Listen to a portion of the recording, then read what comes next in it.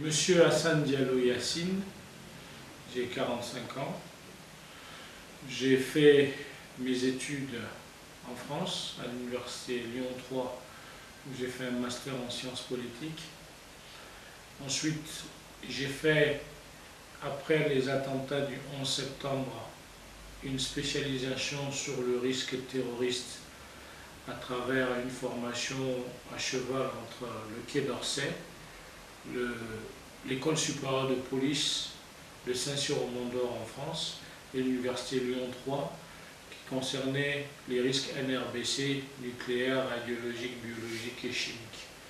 Ensuite, j'ai fait un cycle d'ingénieur sécurité ERPIGH3 et j'ai mis en place une formation en France qui s'appelle le CQP, le certificat de qualification professionnelle, que le président Sarkozy a rendu obligatoire sur toute la France.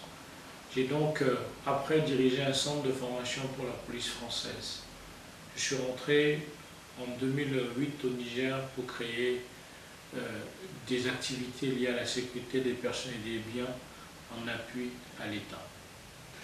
Donc je dirige un groupe qui est composé de plusieurs entités, une société de sécurité qui a créé de nombreux emplois au Niger par milliers, qui s'appelle SNS, que nous avons mis en place ici au Mali, qui s'appelle Société Nouvelle de Sécurité, depuis 2015, sans être présent. Une autre entité qui s'appelle EFOPRIMES, École de formation professionnelle privée au métier de la sécurité, qui est l'une des rares régions, si ce n'est la seule, l'une des rares écoles, si ce n'est la seule de la sous-région, qui a compétence pour former les jeunes dans les métiers de la sécurité avec des diplômes de qualité.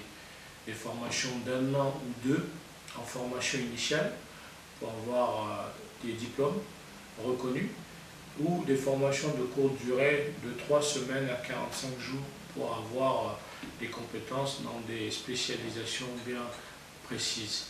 Ensuite, nous avons une entité qui fait de la sécurité électronique. Cette entité a inventé un produit qui s'appelle le bouton panique, dont nous sommes propriétaires, qui est utilisé aujourd'hui au Niger pour sécuriser les clients les plus sensibles, dont les Américains. Je suis à moitié malien, plus que Diallo, et j'ai le cœur au Mali.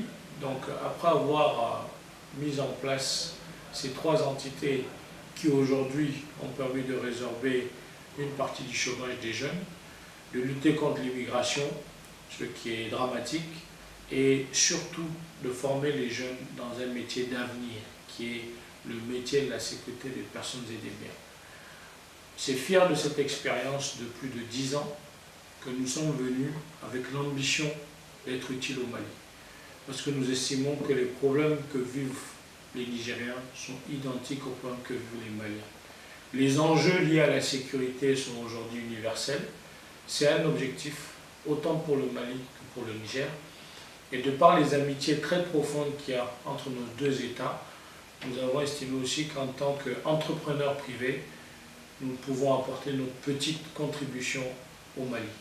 Donc c'est la raison pour laquelle nous avons entamé déjà un certain nombre de démarches qui consistent à voir les différents responsables liés aux activités que nous menons, dont l'Agence nationale pour la promotion de l'emploi, le FAFPA, la Direction générale de la police, le ministère de la formation professionnelle et le ministère de l'Intérieur.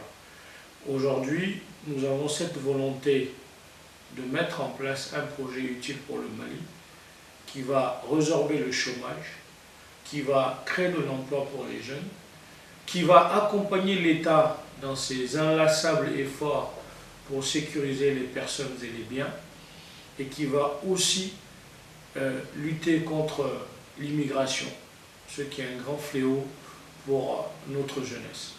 Donc voilà un peu ce pourquoi nous sommes au Mali, et nous pensons que ce projet est un projet porteur de par la volonté politique affichée du peuple malien, au premier rang desquels le chef de l'État, par cette synergie entre nos deux pays.